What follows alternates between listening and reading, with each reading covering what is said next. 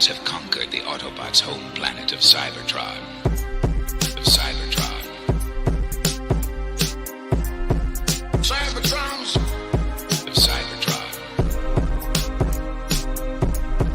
Cybertrons. Cybertrons.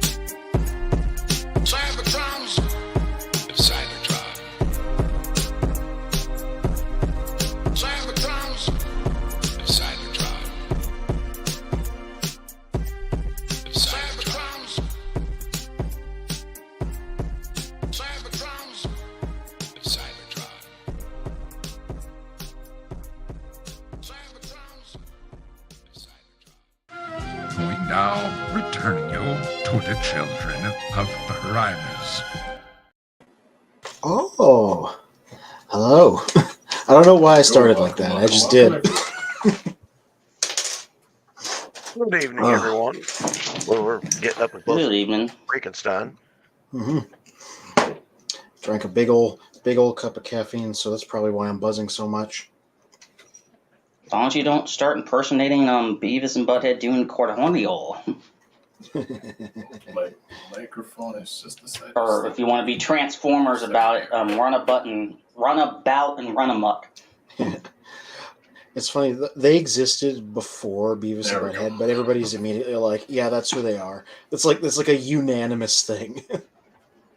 Mm-hmm. Yeah. And we could hear you just fine, Spin, so... Yeah, actually, my headphones stopped working for a second. First it was the mic, then it was the headphones. So it's I'm gonna have to do some fine tuning during the week. Oh boy, everything's working good here. See, well, I now have Soundwave who causes trouble and Blaster who prevents trouble. So if this guy's causing problems, I'll just call this guy in. Perfect. Do you like those? These are great. Like I've handled Soundwave before, so I knew what I was in for. Blaster I'd never handled before. These are gigantic and chunky and fun. Like not every 84, 85, 86 Transformer holds up by modern standards. Like Hound, for example, didn't, but these guys I think do. They're probably some of the best. Mm-hmm. Yeah, I think it's, and this is probably a hot take to like the oldest of collectors, but I'm like, I think the Microman derived G1 guys hold up better than the Diaclone derived G1 guys. So that would be like, Soundwave, his cassettes, Blaster, his cassettes, Perceptor, those guys, as opposed to like the Autobot cars or the Decepticon jets and stuff like that. Right. Yes. The mini-bots were Microman guys also, so... I just think the batting average is stronger on the Microman ones than the Diaclone ones. Somebody probably feels some kind of way about that. Well, it's actually, James has a comment to yours, but James Coleman says, hello, children of Primus. It looks like the Transformers universe just got interesting. Interesting. Yeah, it also says, if Transformers Mosaic is still on the internet, check out the crossover of Transformers and Gem. There's an archive on Tumblr. The guy that runs it is one of the people that runs the Our Worlds Are in Danger podcast. and he's just been slowly republishing them, like one a day on the Tumblr, as like a way to keep them archived, just to make sure they're all in one place. So I've been following that. Transformers Mosaic, for anybody that doesn't know, it was a fan initiative many years ago. It was a great idea for a fan initiative because it was one-page comics, and you get an artist and a writer, and they would just do a single page like fan comic, and they would just publish those day after day online. Nice. And they did get some official creators, like Simon Furman wrote one. They did get some official artists on them from time to time. They got some people on them who became official writers and artists later. But yeah, they were always a fan thing. Okay, cool. And James also says, Decepticon battle charges are the original Beavis and Butthead. Oh yeah, they came first, so they obviously ripped them off. When I read that Marvel issue, I was like, I see what everybody's talking about. That's who these two characters are. A couple of like chuckling morons doing everything wrong. Mm-hmm. Yeah, to a less mild extent, more mild extent. Been watching Cyberverse, and who is it? That Clobber, that female version of Lugnut, and their version of Lockdowns. Not as severe as Runabout and Run Amok, but still kind of in the lighter end of that spectrum. Yeah, those two dumb villains. Yeah, I guess they're more Dumb and Dumber than Beavis and Butthead. Those two. Yeah, that's probably a bit more accurate. Yeah, I just got the last special to watch, and then I'll be done with Cyberverse. Yeah, Tarn. I always tell people, if you like Tarn because you read Lost Light, he's in that show. You just got to wait till like the very final special. It's like a last-minute final bad guy. Nice. Well, it's funny. The other day I was thinking, when the Coneheads came in season 2, like they were depicted as like, the serious seekers that like were just no BS. We're just gonna fight everyone, and slowly they became like just the comedy sidekicks, and even more in side 3, like instantly. Just the cannon fodder. Mm-hmm.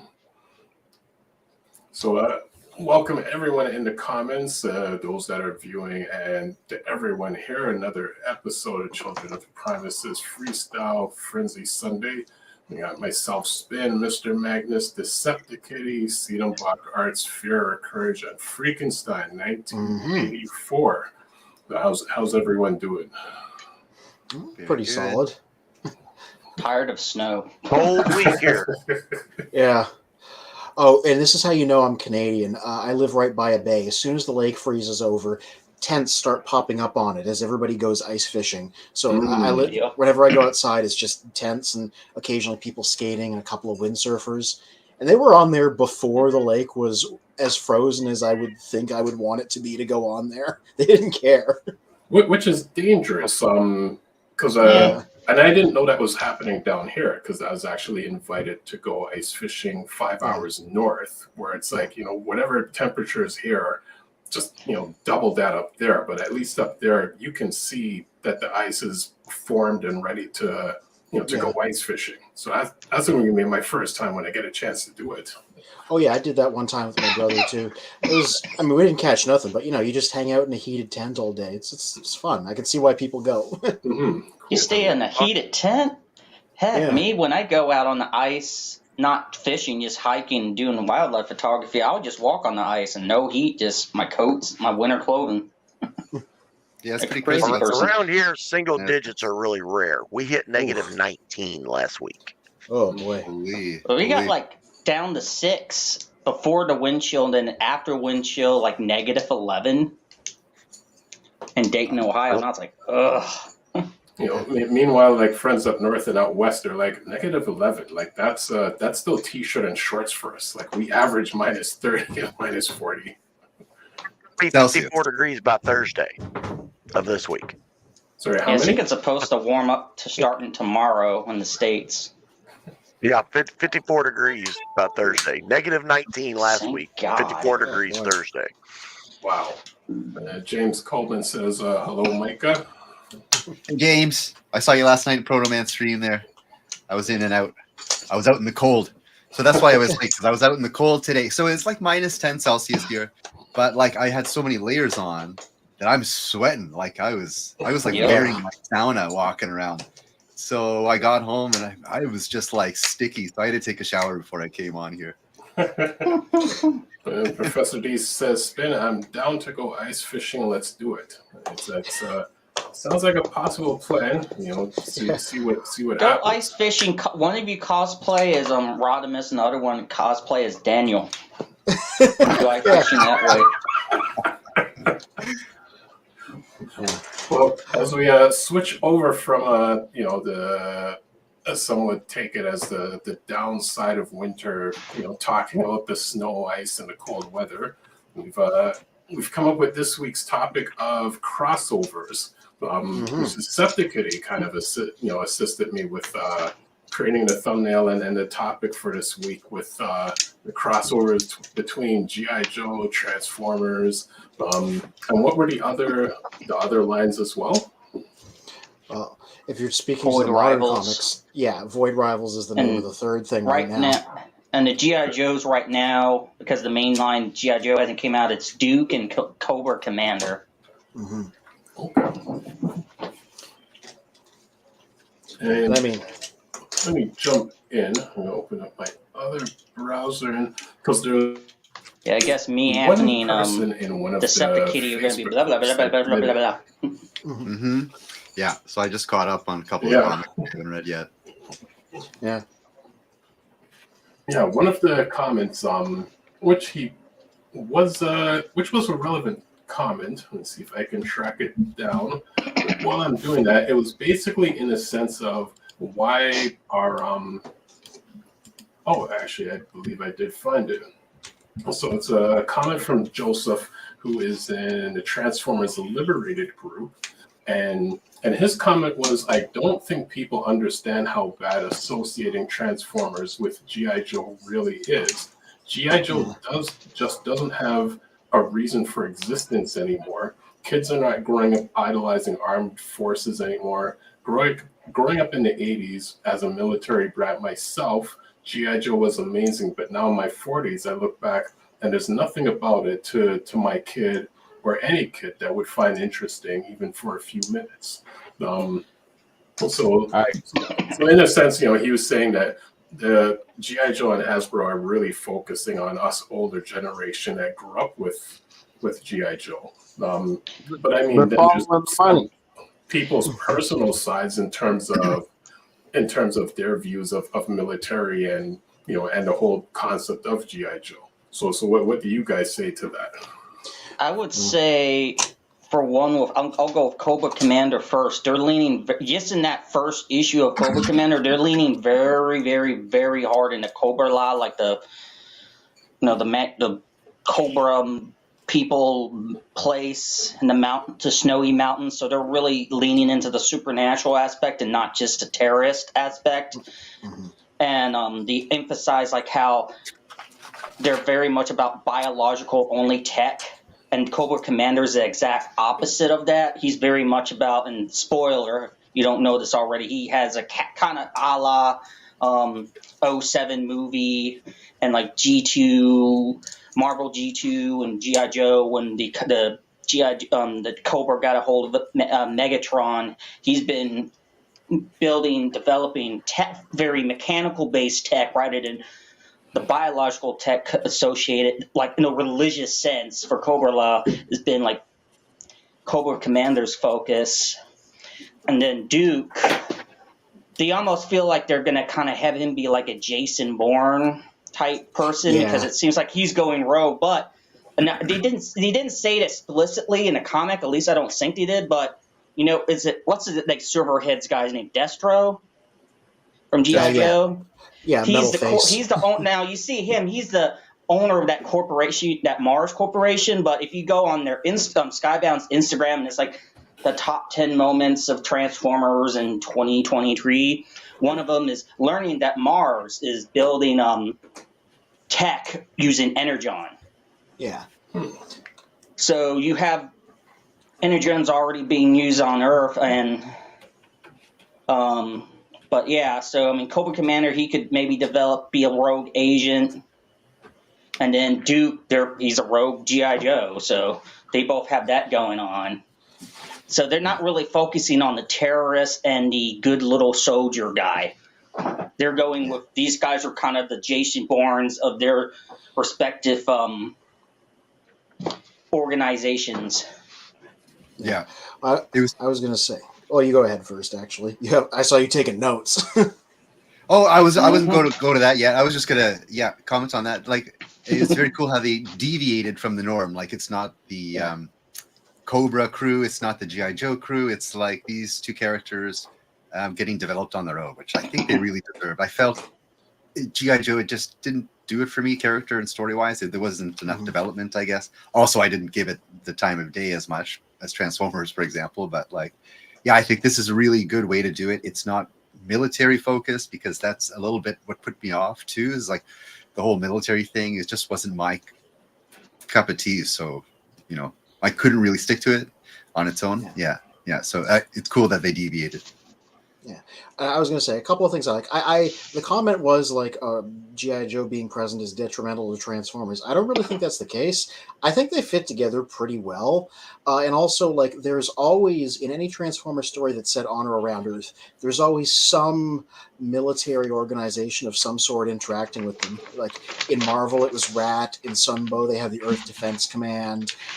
In the movies, they had Sector 7, and then they had the actual military for a lot of it.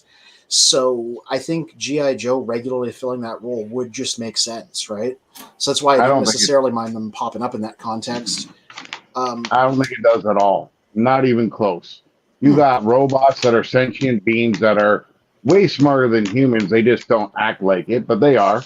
They got technology. And I'm sorry, but if they really wanted to, all humans would die in a second. Why would a group of humans even be relevant at all? When even if you go G1, right? Yeah. You got Laserbeak and Soundwave, and if it was the 80s, those two are Laserbeak and Ravage. Those two characters alone could have took out all the Earth if they really wanted to, just in those basic 80s forms. Seriously, I don't think G.I. Joe has anything to do with it. I don't think they should try to force this on us when G.I. Joe, in my opinion, has been dead since Firecrackers. That's an interesting point. That's fine. Oh yeah, every episode has to bring up firecrackers. But that's an interesting point that you're right. These Transformers are totally outpowering humans. But the lore of Transformers is that they have arrived on Earth, right? And this is where their war is being waged. And it's funny if in the last issue here, I'm just trying to get the image right now. In the previous issue number 4 of Transformers, Spike has a moment with Optimus Prime, and there's I really like this shot. And it kind of shows the difference in size and power, but like they're still valuable, and I'm searching for it at the same time and trying to come up with the words. Are you thinking of that conversation where Spike or Spike's dad saying, "To us, you're like gods," and then Optimus is like, "Well, you're powerful in your own ways." Yeah. Mm-hmm. Love that conversation. Small but still mighty. Listen, it's just because the Autobots respect all life, right? Whereas if it was just Decepticons on the planet, we wouldn't survive at all. The only thing stopping the Decepticons from taking over and stepping all over us would be the Autobots. That's it. Plain and simple. No human technology would have done anything. Even to this day, if Optimus Prime and his crew from a planet jumped on our planet, no matter what we got, they'd stop it just by hacking into the internet. Period. I will I'll make two concessions that I think we're forgetting is how they emphasize how low they are on energy in this version compared to G1, where it's like they can get by. I mean, they can still get by, but in this, I mean, they're like they're basically on life support coming in. So I think we're forgetting that, and then with Cobra Commander, since they're going with the Cobra Law. Like, I guess they could be like this ancient, just like Cybertronians or like an ancient mechanical base race. The Cobra Law could be a ancient, serpentine type race, kind of like when you have people, like in sci-fi, the lizard people or Chrono Trigger, the reptiles. Okay, let me just prove a point here. I go to Walmart the other day, and I went to Toys R Us. You know what's on the shelf? On for more than half off? everything G.I. Joe. So that tells you right there the kids ain't buying it, and the only people that are buying it are the adults, right? But how many adult collectors is there really seriously about G.I. Joe? Like, Oh, I'm enough. sorry, the movie you know, bombed. it's The interesting. movie Like, bombed, in it's, my opinion. did they? Garbage. Yeah, I saw one, and it didn't do it for me. Well, I Like, thought you know, Rise of Cobra was all right, but that's mostly because it had the guy that did the Mummy directing listen, it, so all it I'm had some of saying that is energy. this is what they're doing. They're throwing a whole bunch of movie. They're going to get The Rock, John Cena, all these fucking idiots that can't act to go play this movie and blow shit up and have Transformers die. I don't want to see that movie. I don't want to see it because that's what they're going to do. You know that's what they're going to do. They're going to make the humans win or whatever, the good guys win, but Transformers are still going to die throughout this thing. There's going to be nothing but explosions and muscle-bound idiots that can't act. This is a great Like- point that you're making, and it's something I was going to bring up. Crossovers, like in the different, like, Oh, your mic's a little glitchy right You're now. cutting out. Yeah. Oh, am I? Sure, any of that. Oh, there you are. Now you're back. Okay. So what I was saying is that the GI Joe movies are heavily funded by the army. It's military funded, right? And there's a lot of military funding for films, which is great because we get a lot of cool action in the movies, but like the story and stuff like that suffers. So like that's probably what we saw there with a couple of those GI Joe movies. But you don't see that. You're not going to see that for the comics. There's no military funding for these Skybound comics, so they don't really have that obligation to glorify. That's the problem, is that they have to glorify the military in the end, right? So that's why the military always wins. Oh, the Jordanians are coming. Yeah, thanks, Jordanians. I was going to say two things about how Skybound's handling it that's interesting. First of all, it's G.I. Joe and Transformers aren't really squaring off against each other in the narrative, at least not yet. It's more like Cobra and Duke and whatever are off doing their own thing, and the things that they're involved in are ripple effects from the Transformers being there. Like now we have this technology, now we have Energon. Mars is doing this over here. Duke is on the run because he saw things, you know? They're not necessarily squaring off. Maybe they will eventually, but right now it's not like they're not trying to present them as being on equal footing. It's going to be nothing but explosions throughout the whole damn movie and a whole bunch of actors that can't act. I can just see it now. Like, but I mean, there's I agree about the movies, but I think the comics are very much their own thing because, again, like Decepticon was saying, they're not obligated because they're not, on the sponsorship of the U.S. military. Yeah, because there's a couple different point of views to take from it. Because of one point of view, us on the Canadian side, we view the military different than, say, American fans. But at the same time, the difference between comic books and the movies, all the Transformers movies, except for maybe 1.5, 2 of them have been disastrous. Comic books, they did a great job. I've not watched a single G.I. Joe movie because I've heard they were all disastrous, but I've heard the comic books have done a great job. And many movies are like that, where it's like the books are amazing. Whoever made the adaptation of the movie just screwed it up. So I mean, who knows? The comic books may turn out to have a better storyline than another Rock Cena movie, which we don't want to see. Yeah. Well, that was the other thing I wanted to bring up that I thought was interesting. While this is happening, Skybound is still publishing Larry Hama G.I. Joe, right? The same guy that's been writing it since the 80s. They're on issue like 303, and it's about as right. Like I've been reading those, even though I haven't read any previous ones. So like traditional written by the main guy, Joe comics are still happening right now. So that sort of frees up like Duke and Cobra Commander to do different things because it sort of makes it mandatory that they do different things because regular G.I. Joe is being published over here. And, it's been going not necessarily continuously since the 80s, but it's still happening. Yeah, on and off. Yeah. And by the way, it's not super grounded either. Larry Hama might be like a military veteran, but like his writing is very cynical about the military-industrial complex. And also, he's still writing stuff with like ninjas, and this opening arc is about zombies, like straight up. And you'll a zombie see virus that gets a bit out. in his Wolverine comics from the 90s as well. Yeah. So I mean, I can see why he was. I can see why he's writing. He's on issue like 303 because I'm like, even though I don't have a lot of context for this because I haven't read the previous 300 ones, I'm like, he's a good writer. He writes good dialogue. This is all very interesting stuff. You know, even if it wasn't necessarily be my thing normally. Well, see, I mean, that's with anything. It always goes back to whoever the writers are, which, Yeah. Again, why I think at least that first saga within the MCU worked because they focused on the writing and not so much the actors. So it's more like, get good actors for well-written production as opposed to like just get good actors, hope it sells. We don't care about the writing. Yeah. When did they care about the writing for any of these Transformer movies? Bumblebee and Rise of the Beasts. I think the last two were pretty well written. Yeah, Things I like think that. Rise of the Beast was by the far the only best written one. Transformer movie, as from the point of view of like a '80s Transformers nostalgia guy. Like I think it was written for me. See, I just look at it this way. If Bumblebee is a warrior, I will dislike the Transformers movies. Oh, you know what? Fair. Yep. Yeah. And not only that, but I look at it this way. Watching all these Transformers movies, it's all right. All right. That's all I'll give it is all right. It is not spectacular. It's not interesting. It's not fantastic. It's not any of these things to me. So I look at it this way. You barely made it with Transformers line. G.I. Joe flopped big time 3 times.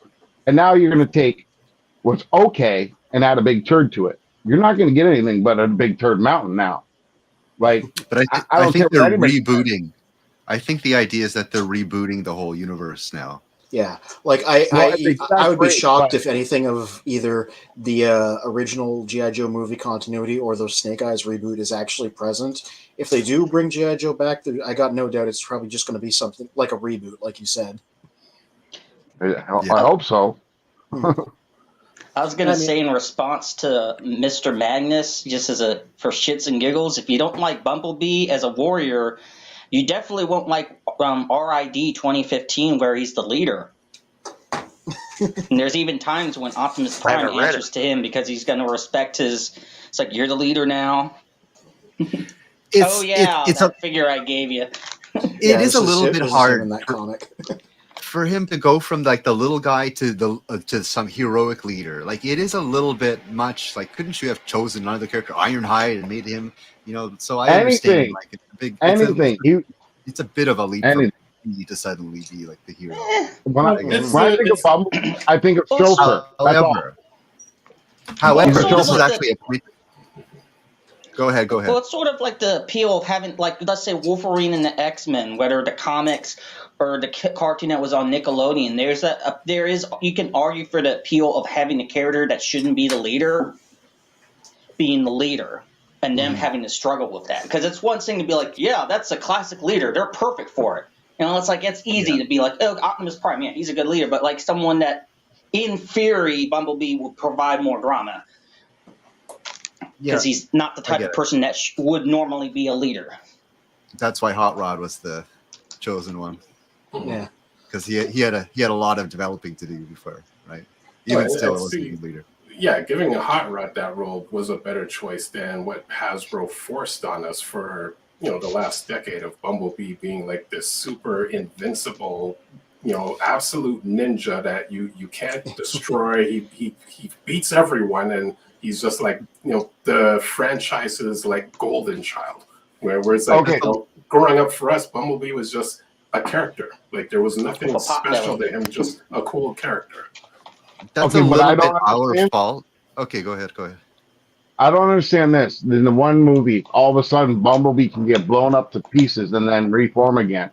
You know what that reminded me of? Everybody see Legend or Labyrinth, where those guys fall apart and take off their ears and all kinds of shit? It's made me think of Iron Giant. I'm like, damn, Bumblebee even got more lame now. Yeah, but Bumblebee is actually a Junkion. Yeah, I was going to say the Junkions did the exact same thing. But they have that goo. They are so cool. Junkions are so rad. Yeah. I'll once again plug the comics, which is where all the good stories were.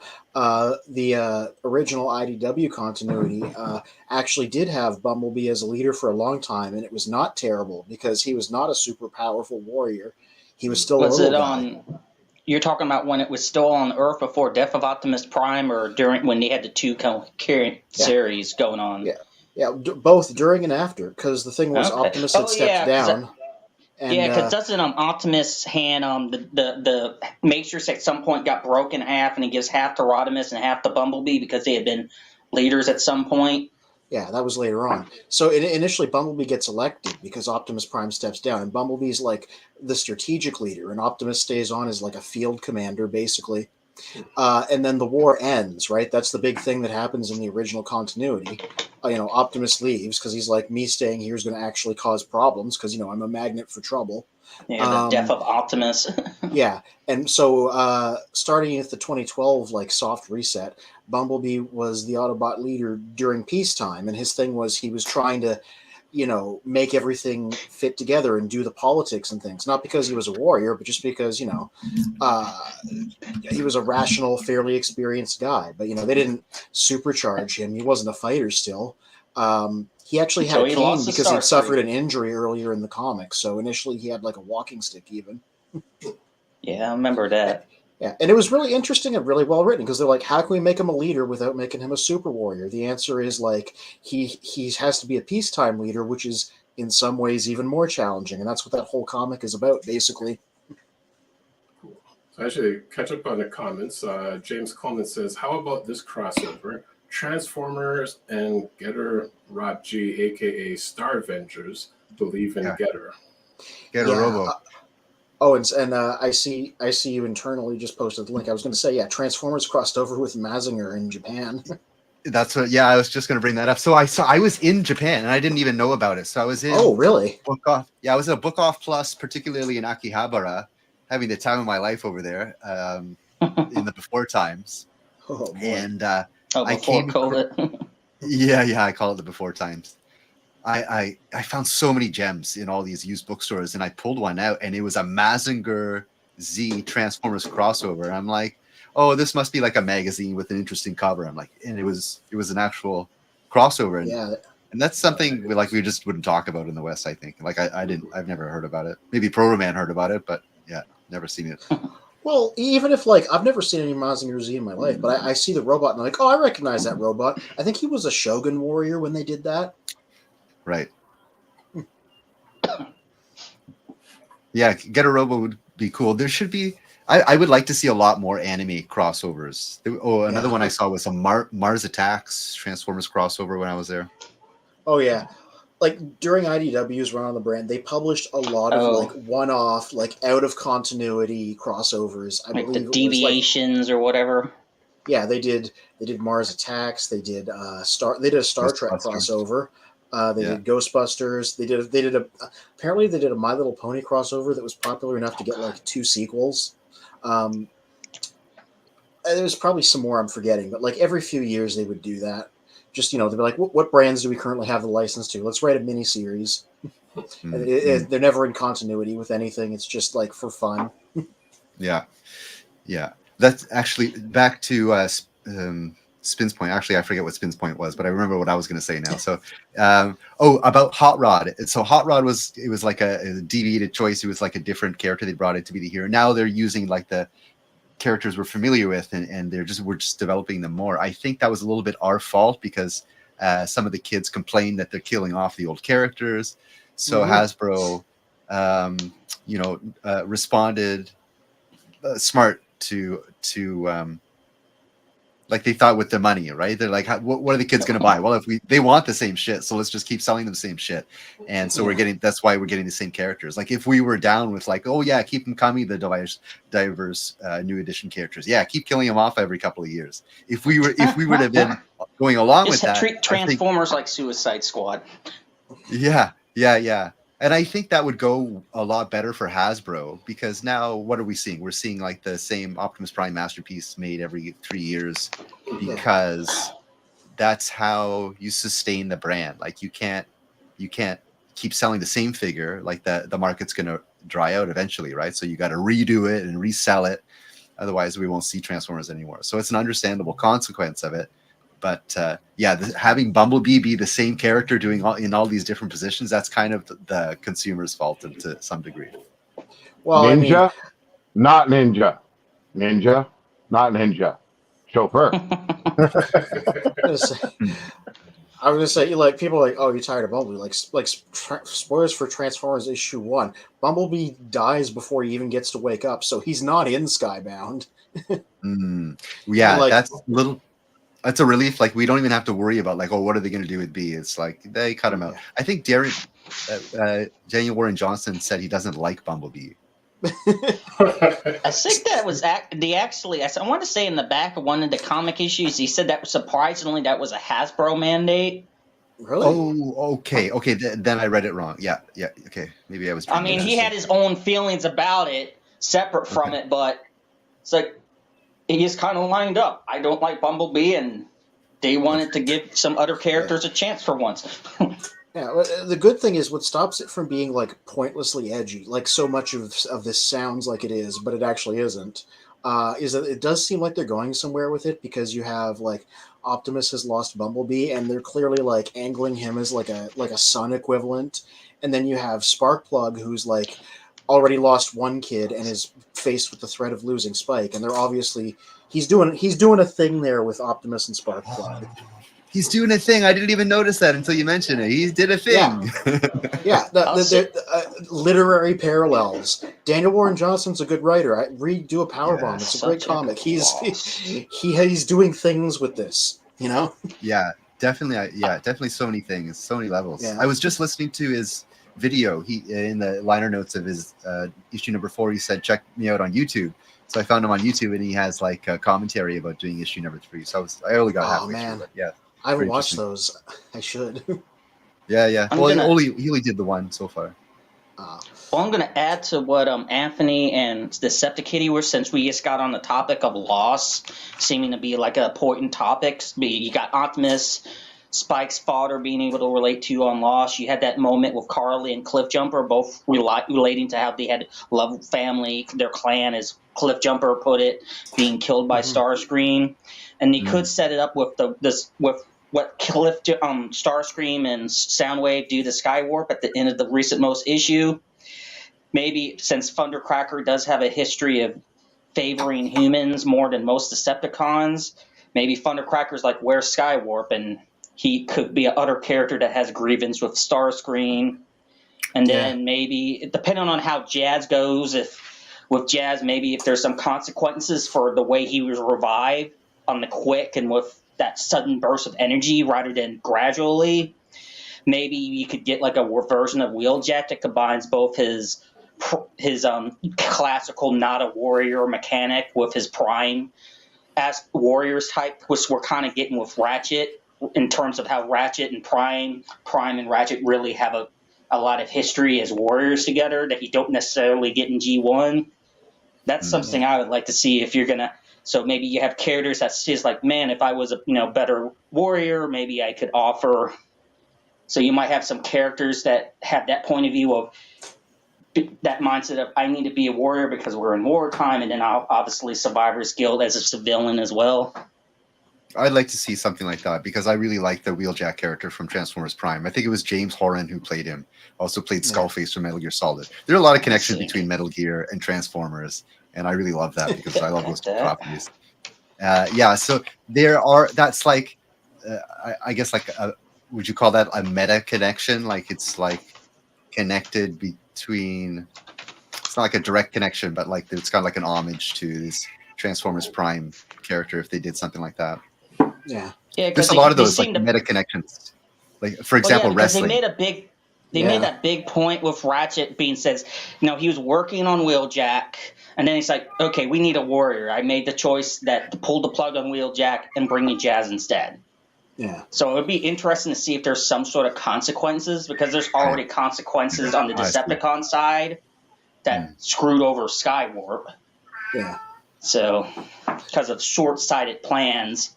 Yeah. Two things I love that they're doing that you both brought up. One is the fact that they're treating the energy crisis like a real serious plot threat, as opposed to like something in the background about how the status quo in Transformers is they can't do anything because they don't have energy. And also the fact that Daniel Warren Johnson is a wrestling fan, like that's what Do a Powerbomb was about. So you have everybody suplexing everybody and clotheslining everybody, and that's how he directs the fight scenes. And Yep. a lot of like I've been listening to that Armada recap podcast, Our Worlds Are in Danger, and talking about how if they don't have the characters shooting at each other, they'll have them vaguely wrestle by grabbing each other's arms, and it's the weakest thing. And then Danny Warren Johnson is out here doing like good physical combat by having them friggin' pull WWE stuff on each other. It makes for some really dynamic action scenes. Mhm. Cool. So There was one. actually, also, go ahead. No, let's get to Charlie's comment. What do you say? Okay. Well, I was gonna get to the comments and then switch away from the topic and then come back to it. But Charlie says, "What about transforming GI Joe mech figures like they did with Star Wars?" I mean, isn't that what the crossovers basically are? Do we got mechs now? Oh yeah, the Soundwave and the Megatron Hiss tank and the Bumblebee whatever Jeepy thing. No, I mean in Those- real life.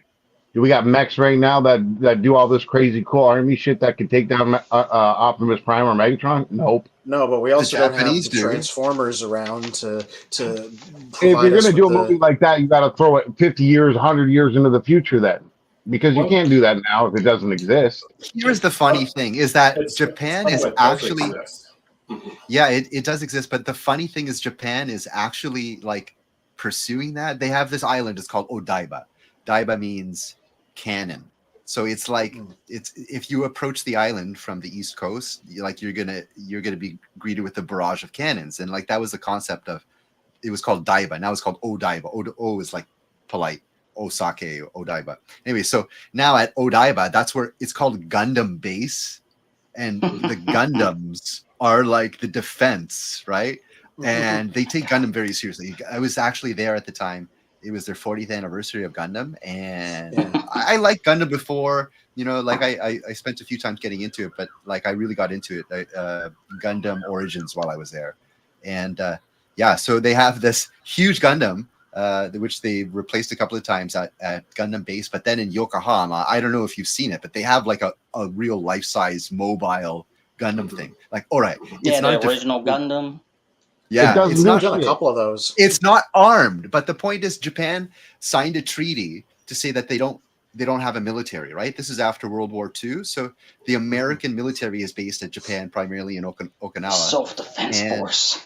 Yeah, they have a self-defense force. Like they have an army, but it's a self-defense force. So it's like between the lines. Anyways, so the point is, if they did have an army, they could have had a fucking Gundam. So don't say that, right? If Japan was an army, they'd be running the world right now. Well, Plus, I mean, fictionally, That in Gundam is Skybound. close to reality as the self-transforming cars that they got right now. Okay, man. Let's face reality. That thing don't do shit. It can't move agilely. It can't jump. It can't fly. It can't do nothing. So my point being this: I don't care what this future of GI Joe and Transformers is going to be, but if they got any chance in hell, it's got to be set in the future when they got to have some futuristic weapons, because it ain't going to work in space to that technology. Not even close. Okay, I'm gonna acknowledge that. Research Boston Robotics and Google's merger, and this is at least within 6-7 years ago. At the time when they were working on humanoid robots, those robots were still attached to wires and everything. At now, those robots are at the level they can ride bikes. They can basically do whatever a human does. And that is just the humanoids. They also have a cheetah, a dog, kind of like a ram type of animal. And picture. I know what you're talking about, but all those things need a program to run and instructions. It doesn't have AI that thinks like a sentient being. What is that thing going to do? They do. It's They already have one of the police forces in the States has already experimented with some of those things. Picture it this way. Picture yourself, committing some sort of crime and, thinking you're running away from like human cops. These robotic things basically could either run through your door, shoot down the house, and if you shoot them, there's zero casualties because it's a robot. and they have the ability to jump to at least the second or third floor without any assistance. And this already exists. So, they're not at the level of attacking a Megatron or Optimus Prime, but in terms of a human warfare, it's already problematic. Yeah. There was Plus, recently Tesla has a So what you're robot saying named is they got Ed 209. Sorry? I said, so basically you're telling me we got real Ed 209s. Yes, they're not that far off from Ed 209s. And I mean, Ed 209s, that was from what, like 88, 89? We're in like 2025, and they've already built this in the last 25 years. Yeah, Is that a plus Terminator the thing that I reference? want to note, and that's important to know, is that in Skybound, at least, when it comes to the mechs and things that we see that they're building, those are only happening because of the Transformers, because they have access to Energon, which is like a super fuel, and they have access to the Transformers themselves, at least in the form of Megatron, with which to base these mechs on. So in Skybound, the reason they have this stuff is because they have resources and research that is able to advance their stuff more than ours. And also to acknowledge his point there, like Transformers are overpowering humans like crazy. In the issue number 4, Starscream, the Decepticons are learning about the humans and how they work. Starscream, there was that one, which was shocking. But there was the issue 4 part where he discovers how humans repair themselves. And that's a hospital he finds. And he destroys the entire hospital.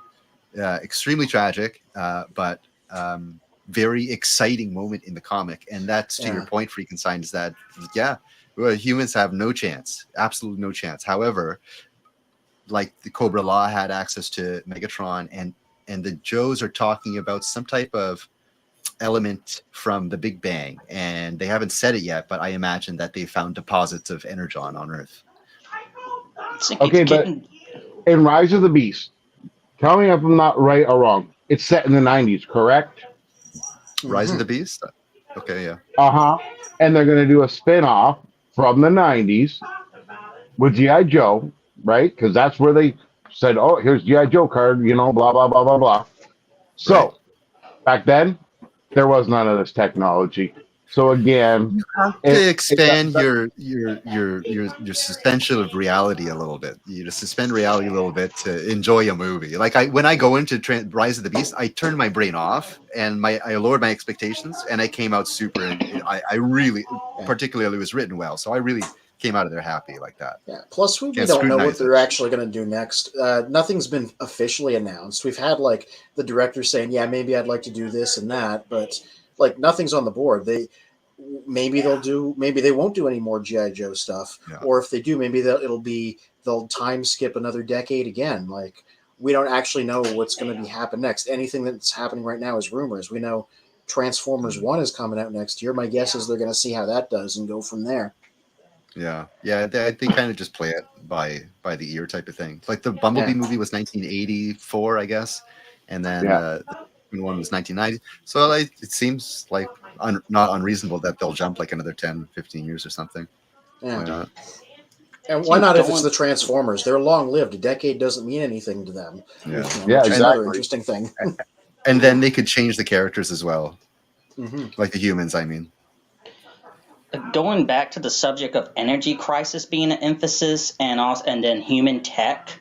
So with the energy crisis, I mean, don't forget it's also a big thing. It's a big reason you have that conflict. It's how the two main characters and Void Rivals initially meet, because they're trying to attain some energy, water on some passion meter or whatever. And then also, since that recent most Energon Universe trailer seems to emphasize Shockwave.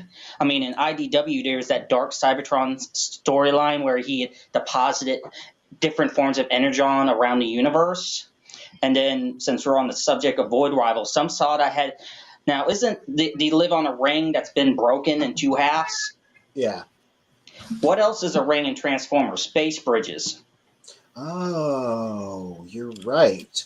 Let me say the energy, the human tech thing, then we can go loose with it. And then I was thinking with G.I. Joe, with Cobra Law, because there's so much about organic tech, maybe in the Energon universe, they could be the source of Pretender tech, both G1 and Beast War style. And then also because energy resources and finding and creating energy is a big thing in both Void Rivals, Transformers, and the 2 G.I. Joe books. Maybe someone creates Nucleon, the stuff that created Action Masters. They I think did those are my do points. Pretenders with Cobra Law in the Devil's Due crossover, so that's a thing that has happened in the past. What's the Devil Dudes crossover? Devil's Due was the company that published G.I. Joe in like the early 2000s. They did their own G.I. Joe Transformers crossover. They did 4 of them. It was really popular. They did 4 whole miniseries. G.I. Joe Transformers crossover. I have to look that up. Yeah, it was a pretty good series. They emphasized the cartooniness of it all, and like the final miniseries was basically just like both movies of both franchises just kind of mishmashed together. Like Unicron was there, Cobra Law was there, a bunch of other weird stuff was there, and yeah, they did have the Pretenders as like affiliated with Cobra Law because they were just throwing every idea at the wall in like the best way. So, I want to ask a question. I'm a little bit confused about what I read in the Cobra comic. Cobra was like, I'm already unfamiliar with Cobra as it is, so it was like reading Dune for the first time. It was like an alien world. This whole Cobra thing, like I was a little, mention of it in my memory, but like reading it, I'm trying to understand. I love it. Like I love this direction. But at the end, so I'm going to spoil it for everyone. In the end, there is Megatron, and he is being studied by the Cobra Law, by particularly Cobra Commander. But in the end of issue 4 of Transformers, Optimus Prime ends up replacing his arm with Megatron's fusion cannon arm. Is this 2 different times? Oh, that's one thing about both Transformers and Cobra. What time period are they taking place in? Are they both present, congruent? Oh, you're alluding to how Megatron's shown at the end, or as Megatron's arms at the end of the recent most Transformer. They don't seem to specify if there's any time gap. Or it looks like at the end of Transformers, when you see Megatron's armless body, he's no longer in that lab, Cobra Commander's lab anymore, because he's out in the in the snow. Yeah. So it looks like Transformers is happening. It looks like it's happening after, because in Cobra Commander, do you have him like Megatron waking up? So maybe he wakes up for a second, or there's some explosion, and then the lab gets blown up, and Megatron repasses out. Maybe, obviously, we don't know yet. But you're not the first to theorize that. A lot of people, I've seen speculation online that Cobra Commander is like a prequel. They're just Westworlding it up, and it isn't clear that it's a prequel yet. And that would explain why like whatever's happening in Duke is like an established thing in the present day. So, right. So that would mean that Transformers are then present day because the Duke was present during that. The jet fight there with Starscream. Yeah, there's some more timeline screwy stuff happening because all of Transformers seems to be happening in the span of like a few days. And then Duke's things like, it's been a while since that thing happened, and you've been insubordinate for a while, and we're going to kick you out, and now 6 months are going to pass. So it's like Cobra Commander is the past, Transformers is the present, and Duke's happening a little bit in the future. I wonder how they're going to square this eventually. I can agree with that. Yeah. Who knows when Void Rivals is happening? I guess it doesn't really matter that much. Well, I guess it would be happening pretty prior to, because they're the ones that activated Jetfire, did they not? Yeah. Maybe Void Rivals could be in the past. How cartoonish are we going in terms of the interstellar travel? Meaning, how long did it take Jetfire to get to Earth?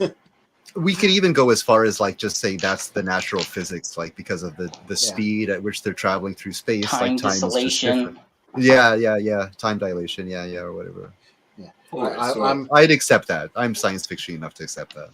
Yeah, well, I'm gonna say we'll put a pause on the topic for the moment. Actually, I'm gonna catch up on a couple comments. Where Cruiser Motorsports says, "Give Freak a murder crime moment," referring back to his comments to G.I. Joe.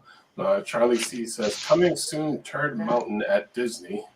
And Professor D says, guys, this past week on Freakenstein's channel, there was an epic explosion of that Lego sound wave. Spin, you should play it live in slow-mo. So I will come back to that.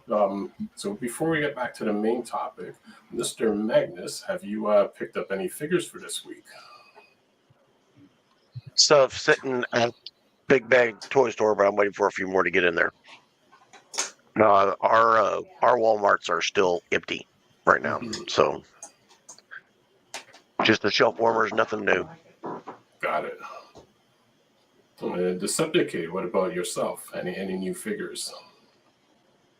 Let me unmute myself. Yes, indeedy. So this has been a long time. It's been a fun process, and I always like to make it a little bit of a challenge to get a figure because that's part of the fun of it. It's like trying to get a deal, waiting for it to go on sale, then it's sold out, or it was short packed, or it's a limited thing.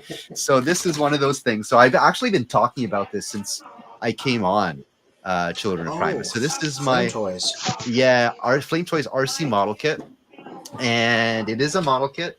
You got to assemble it and put some stickers on, but I'm going to go all out. I'm going to paint it up.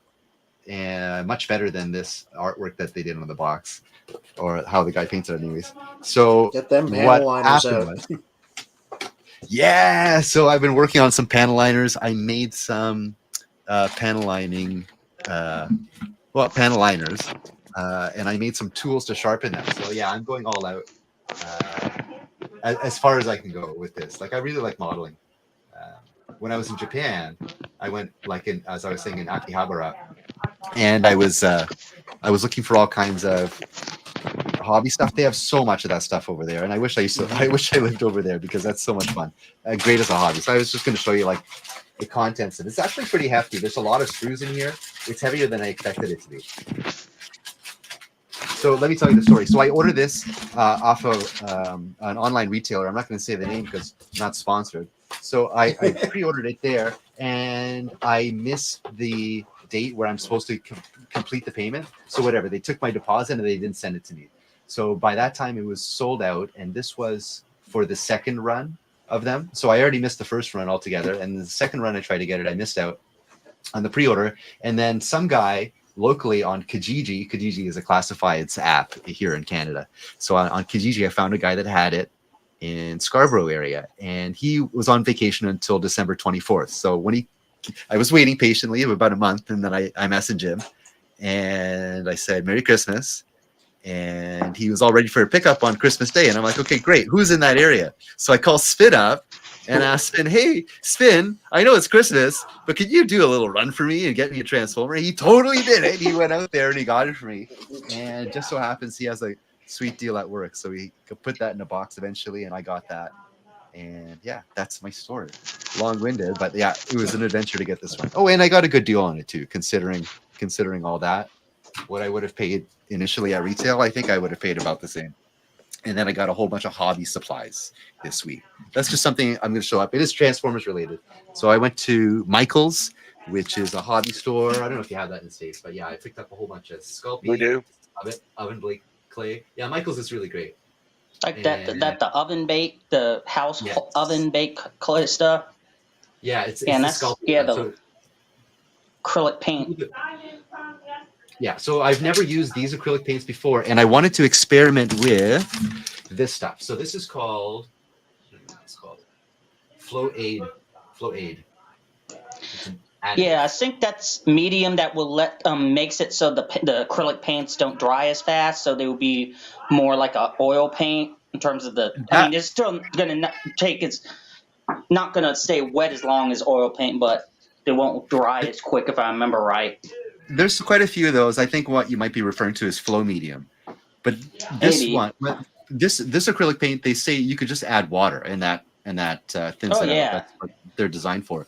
But this one in particular is you add 1 parts to 20 parts water when you add it to this, so that you could use it in an airbrush. And the intent is to even the particles, because when you put it into an airbrush, when you spray it out, it atomizes the paint, right? And the idea is it'll make that paint particles even. Whereas if I didn't use this, depending on the water, like I might have heavier water than or softer water, the paint might clump up more and I might get more spatter. So I spent $100 at Michael's, but I spent the extra money just so I can experiment. So if I could save on airbrush paint, because airbrush paint is actually pretty expensive. Yeah, maybe look up some of his live drawings, Stuart Sager on Facebook, because he'll have like a little portable airbrush, and he'll use all sorts of mixed media. I can ask him maybe what type of paint he's using his airbrush. I used to use Windex, man. I used to use Windex with acrylic paint to water it down enough for an airbrush, and it worked. Yeah, you can clean up your airbrush pretty well, but that's only with acrylic paints. If you get to lacquer paints, like you really need something that'll dissolve the paint. Yeah. Tamiya, it's okay for Tamiya regular paints, but not for like Mr. Color or something like that. Well, I know Mr. Magnus don't you do a lot of miniature painting, like the Warhammer and stuff like that? So you probably would be a good person for Deceptickitty to talk to. Use the Citadel paint. No, hang on, I'll show you. I just bought a new set. Oh, sweet. Yeah, those miniatures are fun. I used to be orcs. I used to play. No, I didn't play. I just bought the orc sets, Warhammer 40K, and painting them by hand was such a treat because the paints at the Warhammer Games Workshop, really beautiful acrylic paints, really fun to use. They flow really nice. You could layer it really nice. You could dry brush it really nice. Yeah, it's a fun hobby, Warhammer. I remember having those, like, in the 90s, there was those X-Men board games that had, like, the tray of little miniature figures. And, like, it's something like X-Men Attack of the X-Mansion or something. And I remember I painted, like, all the figures in that game. It's like 20 of them or something. I remember, I don't remember that game, but at the time I had a card game, Marvel card game. Was it Power or something? Overpower. Oh shit! Studio acrylic. Okay, yeah, I've seen that. I've seen that at our local Michael's. Pretty sure. I like. Well, let us know. Blick is an online store. It delivers straight to your house. Oh, sweet. Cool. But it's. Have you tried? It's. Have you tried? Two rows of this. Oh, nice. Wow. Beautiful. Have you tried this one yet? Oh yeah, these are the colors that I use. These are the paints that I use. Okay, six. And this is a little kit that you can get on Amazon.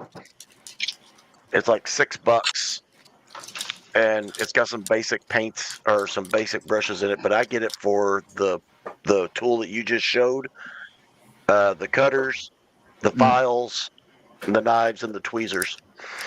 It's like $6. You can't buy a good set of cutters for less than 20. So, Nice. and Sweet. these are what I'm calling the cutters. Yeah. The what is it? The standard is the God Hand SPH 120. Yeah. At the local store over here, it's $120 plus tax, plus shipping. And then I get these brushes. I don't know if you'll be able to see them, how tiny these are. Oh, I've seen brushes like that. Those are nice handles, Yes. nice grips. Yeah, I like these, and I like these. Oh, nice. Again, that has those triangle grips. Yeah, those are nice because those some of those fine paint brushes are so thin you can hardly hold the damn thing. Yeah. Those are Or great. even just the brush itself is so short. Like I got ones for model painting. They're like maybe a quarter of an inch tall and a 1/16 of an inch thick. And I'm used to painting painting on canvas brushes, which maybe a half up to way thicker. For those only listening, I'll mention that those paints are called Original Acrylic, I think was the brand of it. Send them over to you. What characters have you acquired for this week or last week?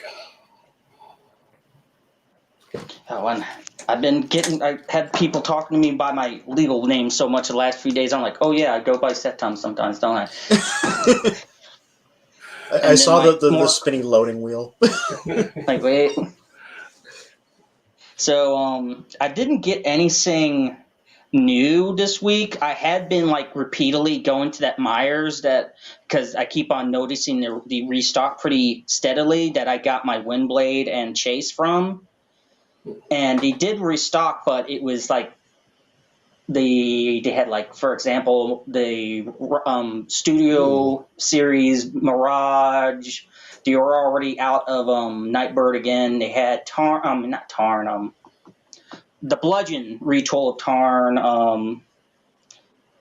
Trying to think, what's some other bots? They had the Air Razor, the Studio Series Air Razors. Since now that I got the other three Studio Series Beast bots, I'm now starting to consider maybe getting that Air Razor after all, just because it goes along with those the Cheetor and the Rhinox and the Studio Series Optimus Prime are better than the non-Studio Series one. But I had been eyeing some weapon sets since I've been watching Cyberverse for Legacy Shadow Striker. If you go on your Spin, if you check your Discord message, I sent you the pictures of them. Like these two accessory packs I'm looking. So one's like a sword, her machete, and you can plug it into her little sword gun or little car rearing shield. And then the other one is her red knife she has, and a pair of Uzis and a bazooka. I don't care about the bazooka, but I did send you the pictures of those on Discord. But I've been eyeing those, but because I know I might be going shopping tomorrow after an appointment. I've been sort of doing a lot of wait because it's been snowing here so much. So I don't know when I'm going to be able to. But yeah, if you pull it up on Discord or screen, there's two weapon sets. Because like I said, I've been watching Shadowverse and Cyberverse, and I'm like, Shadow Striker's a fun character. She's just a walking weapon shop. Let's see if I can open this image a bit larger. And then I think the other thing I've been eyeballing that's upgrades related is the toy hacks for the Studio Series Cheetor. That's been another thing, just upgrade type stuff that I've been eyeballing. Cool. More upgrade kits. So last week, was it Black Goldfish mentioned that Bludgeon upgrade kit. And last night I was listening to Protoman. He mentioned that there is a listing for a re-release of this Bludgeon. And he mentioned that they're going to change it up. It's like they're packaging it with another figure. Yeah, the Mayhem Attack Squad or whatever. Yes. Oh, that's what it was. Mayhem. Yeah. Transformers Legacy Mayhem. But yeah, go into that Shadow Striker, since you couldn't really see it on she can stash her two. You know how Shadow Striker has the two wheels on her hips and then the two wheels on her upper back. So you can stash the knives on her hip wheels and the Uzis on her back wheels. Cool. So they figured out weapon storage that actually looks cool as well. Yeah, that is cool. So she can look like a 90s Rob Liefeld character like Cable, just going around loaded up with weapons and guns everywhere, minus the pouches. Siege, the toy line, was largely about this. So yeah, her and the Trilling Turdy Hoist Trail Cutter mode, you'd be surprised, like those two figures, Desperate being before and after Siege, have a lot of ports to plug stuff in. Mm-hmm. Cool. So over to Freakenstein 1984. What figures did you get last week? Nothing, because for some reason for 2 weeks I have like 8 pre-orders stuck in Mississauga that have not moved. I'm waiting on the Pengu Optimus Prime, which is like supposed to be huge. I'm also waiting on the Lego Shockwave. Also Primus, I think it's Studio Primus, it's called. Oh, yeah, Studio Cell. Yeah, and a few other things. I got some New Age Seekers coming, plus the knockoff version of it, which are just slightly bigger. But yeah, that's about it. I did my giveaway. I reached out to people, and I'm still waiting for them all to get back to me. I don't know what's going on. If I should just, pick 3 new people, but I'm gonna give it about a month for them all to get back to me. I don't think they've seen it in their messages or whatever. But that happens. So I was listening to Action Force. They did their podcast there, and T-Man had a giveaway on one of his episodes, and I punched it in. I think I posted it in the Discord too, and I think I won, but he couldn't contact me or something or other, and yeah, he just gave it to somebody else. Well, I think a month is good enough time to wait, right? Like, yeah, well, you got to do what you got to do. Someone's got to get the prize, right? Yeah, it's fair, right? If I wait a month, like, you don't even have to wait that long. I think he didn't wait 20 minutes. I think he just gave it to somebody else. No, I'm gonna be fair. Give them about a month. If no one responds within that time, then I'll just pick 3 other people and keep going. Yeah. So, Freakenstein, Professor D mentioned about a Lego Soundwave, an explosion in Lego Soundwave. Which video of this is that of yours? Oh, I don't know what he's talking about. Maybe when he fell apart or whatever, but this is the Soundwave right here. I got a little murder G.I. Joe going on right here with Snake Eyes. they're just tearing them apart. But yeah, Lego Soundwave, Lego Bumblebee, and a knockoff Optimus Prime there. But it's the exact same Prime. Like, I can't even believe it. Like, everything's the same. Even the instruction book, it's all the same. But it's from one of these knockoff companies. But, are you gonna get the upgrade kit?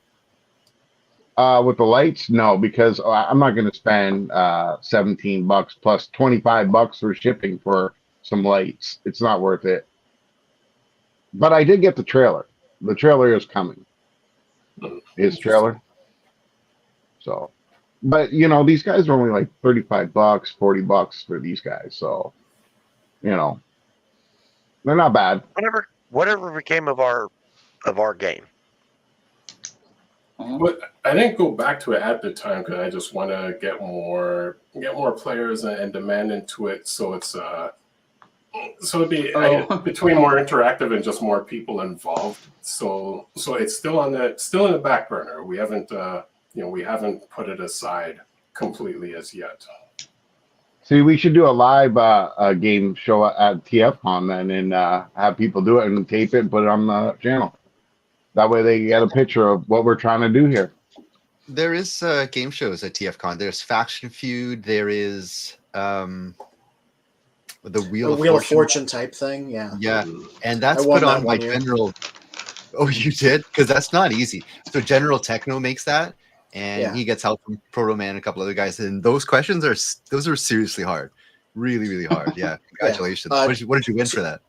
A big case of BotBots. All the BotBots I have are ones that I won. They're all themed around like food and stuff. I know, those are awesome. Yeah, so it's good. I got to try them out, and because I won it. I remember the winning one was Fight Super Robot Lifeform Transformers Victory. I was able to ping that's what it was really early, and that's what won me the round.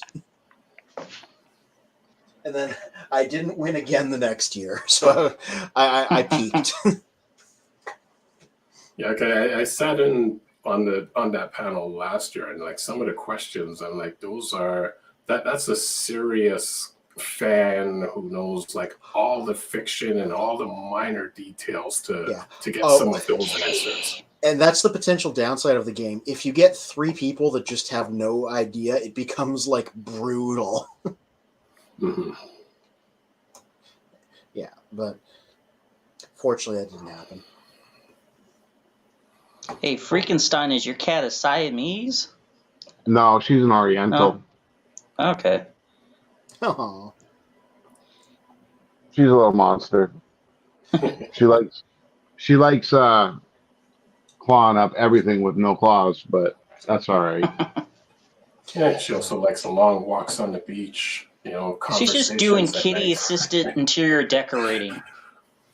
Every time I have a beard, she's got to play with it. She's like kneading my beard constantly. Even when in my sleep, I wake up to this cat kneading my beard. Yeah, I Yeah, think we didn't she caught do that when we had Big Red on? Yes. She was Yeah. playing with your beard at some point. Yep. I'm so used to her doing it. It's like I don't even know she's doing it anymore because she does it so much. Like, look, I can't even have my hand. She wants my hand. Like, I got to give it to her. Or she just bites the shit out of me. She's like, nope, that's my hand. You can't have it. So before we jump back into our main topic, next Sunday we have Aaron AJ Ard, who is a Guinness record holder of having over 5,000 Transformer items. I don't recall if it's 2 times or 3 times record holder. 3 times. So he is now a 3-time record holder of over 5,000 Transformer items, which is All right. quite impressive. So we're going to split all this collection up between all of us, right?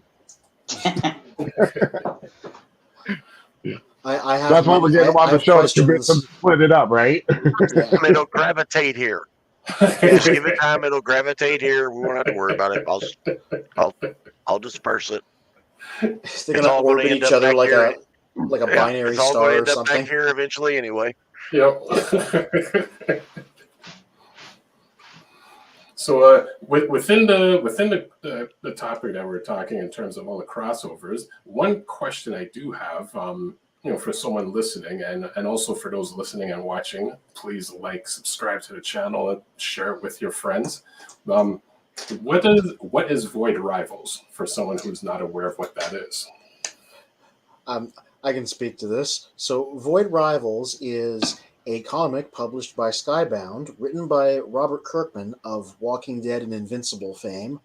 And on its surface, it's an unrelated science fiction story about a man and a woman from 2 warring alien races who live on the same ring-shaped world, who That's initially broken in half. who initially have to work together to escape a planet in an alien mine situation, and are starting to realize there's strange machinations happening behind the scenes about their war, and start working together to unravel it. And at the end of the first issue, the big surprise was that this was set in the Transformers universe, because when they're trying to get off that planet, they accidentally wake up Jetfire.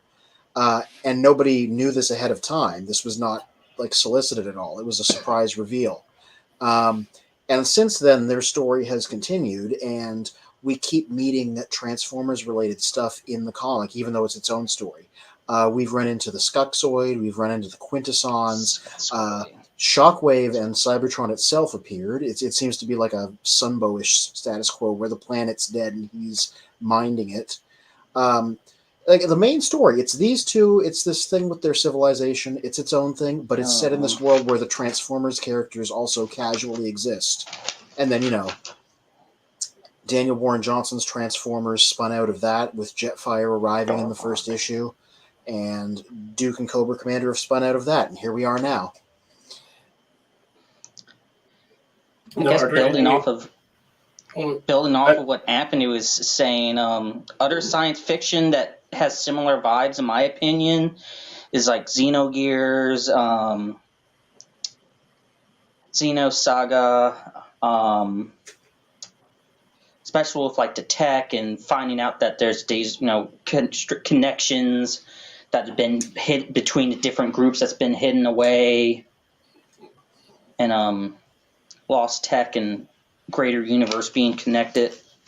Mm-hmm. I find there's less conflict and more, I guess, more politics, as opposed to I think you compared it to 1984. Yeah, that's right. I did. Yeah, because there's I guess I'll spoil it, because there's these 2 factions and the authorities are connected, but the people aren't aware of it, right? In fact, Yeah. they're not even allowed to remove their masks to observe the other race. And that's funny that they're on a disc that's broken, because it's hinting at one time they were the same people, right? It was the pointy nipples and the circle nipple peoples type of scenario there. That's a reference from Rick and Morty. I haven't watched that show in a long time. But yeah, it's a really interesting thing. Really, they're interesting definitely show. aiming for more of a hard science fiction, high-minded type thing, as opposed to Transformers and G.I. Joe being more pulpy. So it's a slightly different tone, even though it's the same world. Yeah. All right. And then- So, what actual crossover would you all individually want to see besides G.I. Joe with Transformers? That's interesting. Well, I said there- mine's earlier. I just said one. that. Yeah, Like if just with pick Void one. Right. Oh, Metal Well, Gear. Oh. Why? Because Perceptor is Colonel Campbell, and you have a lot of other crossovers. You have Skullface is fucking Wheeljack. You have Grimlock is the Pain. You have Snarl is the Fear. List goes on. There's already so many connections, meta connections. So that's kind of like the connections I would prefer, because if you have license connections, then they're obligated to sell a certain number and they're obligated to stay within these boundaries. But what I'm really liking, what they're doing with these Skybound comics is they're making these subtle references. Like Duke had a reference to Escape from New York. Now that could be debatable, but Colonel Duke and Commissioner Duke from Escape from New York, I think those characters are based on each other. I think the G.I. Joe Duke might be based on the Escape from New York Duke, because 1981 that was super popular. I'm talking about this. Anything you can think of it doesn't have to be something that's already there. Like it can be anything. If you want to cross them over with Vikings, I don't care. I just want to see what everybody's genre, where they would cross over it. So don't think about anything that's already been done as in comics or whatever. Just think about something you'd want to cross it over with. I'll come back to my answer.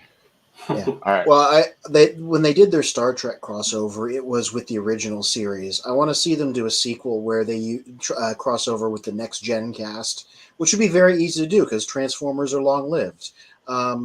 And the way they left things off, it would be very easy for them to do that.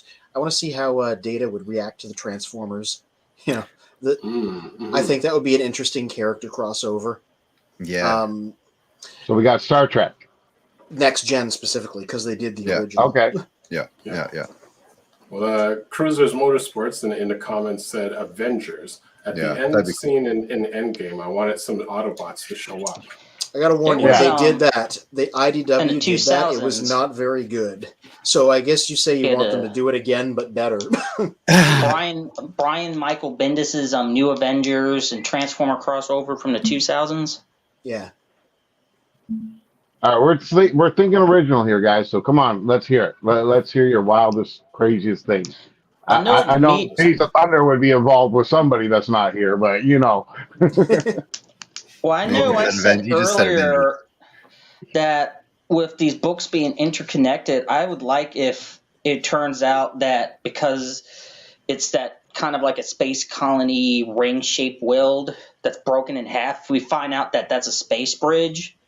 And Shockwave's already been popping up in Void Rivals, and it's, let's say he gets a message from Megatron and the way he's going to get to him, and it's like, okay, let me rebuild that. So that might, and he's like, well, where goes the old space bridge? Oh, it's where the Void Rival people are. And that could be a way to get those two the Transformers, and then I already said with like Cobra Law with the organic tech, you could bring in Pretender tech that way, and those characters. That but loops you're building in with like the something else. Yeah, I want something original, man. Give me something that doesn't have to do with G.I. Joe. What would you put in with Transformers? Just to play on what Boxar just said, though, like about that ring being the space bridge. In the Transformers Exodus novel, they were mentioning how these space bridges were an ancient technology and they've been lost and forgotten type of thing. So that would be very interesting if like even the Transformers like were unaware of this technology and suddenly discover it. That would be an interesting way to go forward with it. I never made that connection before, but like that might be what's going on because they're like, oh, we don't want the ring to be reunited because something bad will happen. You might as well just say Stargate with Transformers then. Yeah. Okay, I've got two, but before I get to my two, Professor D says best crossover: all the Transformer Titans versus all the Godzilla. Wait, kaiju? They've never done that, eh? That's never happened. That should be a thing. I was thinking, Godzilla. speaking of fighting kaiju, if you had a trip, since there's all this, you know, on the G.I. Joe side, they have this developing tech and energy sources. One thought I also had that I didn't mention earlier is what if they create the Cobra Commander creates combiner tech maybe, and you use that because don't traditionally in a lot of the fiction don't combiners tend to be less intelligent than the sum of their parts. Right. So maybe have like combiners combining force combination being like a weaponized action against Transformers, and then also it would be a way for the humans to create weapons against Transformers out of Transformers. Yeah, because Cobra had those little scarab weapons there that he used, which was so badass. The Cobra Commander is so badass in that comic, and that clearly comes from Transformers technology. And I guess this would be a very how do you say that pig guy's name? The Skutzoid. So he's a bounty hunter mercenary type. Now, if you ever read or played like Star Wars Shadows of the Empires, and like there's that storyline with Boba Fett being chased by other bounty hunter types. Okay. I could see like maybe at some point if they keep on featuring him again, maybe at some point for some reason he starts to interact with Transformers other than Shockwave and the Quints. So I was thinking, what's like some mercenary Man, he's just a freaking big trooper from mercenary Star Wars and bounty hunter type character. So like, okay, you have Death Charge from Beast Wars kind of hits there. Definitely DevCon from G1, Axer from RID 2015. You have Drift and Fracture, Lockdown, and like there could be some. I would like to see some reason where you have that bounty, that pig dude. Say Skutsword for some reason getting hunted down. If at some point in like hindsight, the Quints or Shockwave's like, you know what, we need to get back to that little pig bastard, regardless if he has family or not, and you send some Transformer bounty hunters after him. All right, Spin, what about you? What would you pick? Okay, so my two crossovers, because we're trying to break out of our sci-fi realm. Transformers and Three's Company. Okay, how does that work? I'm not sure how it works, but then my second choice would have been Transformers and the A-Team. Well, That'd be cool. At least makes more sense. Yes. What if their van was an Autobot? There you go. That writes itself. And then what if Murdoch?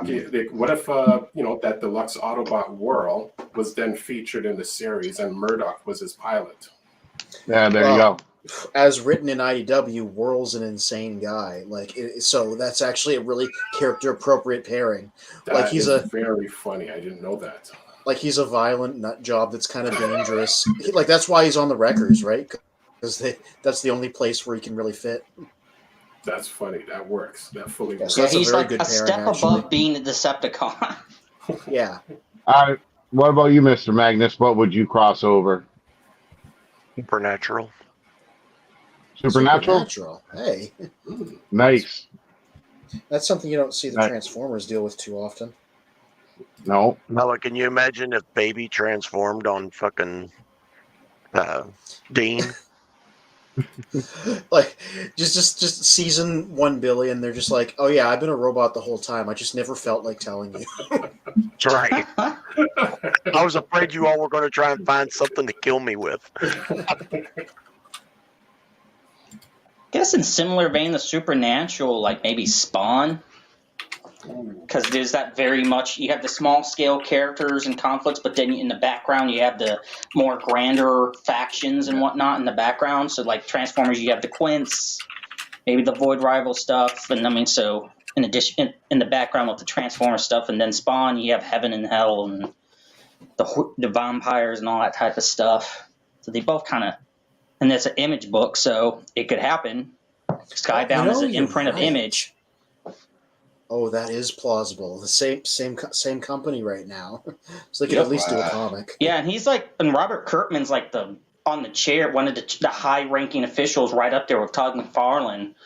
That's the top officials for Image, like the vice president of like print publishing or something to that effect. Oh yeah, like he could make it happen if he wanted to. When you write these comics, they give you a blank check. Go on. And you have like the old manga Spawn toy line where you had like robotic versions of like classic Spawn characters. Mm-hmm. So there's already sort of like Transformer-like, and there was even a Spawn toy line that had like transforming and combining robots. All right, so my first one would be Halo. Oh, video game. Warthog's an obvious one. Hound's already sort of a warthog in Siege, so. Yeah. Okay. So my first would be Halo.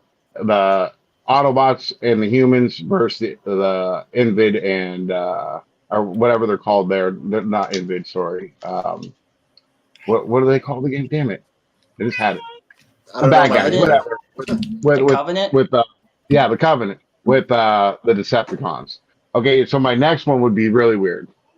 It would be all Decepticons. There would be no whatsoever Autobots in this at all, but Hellraiser.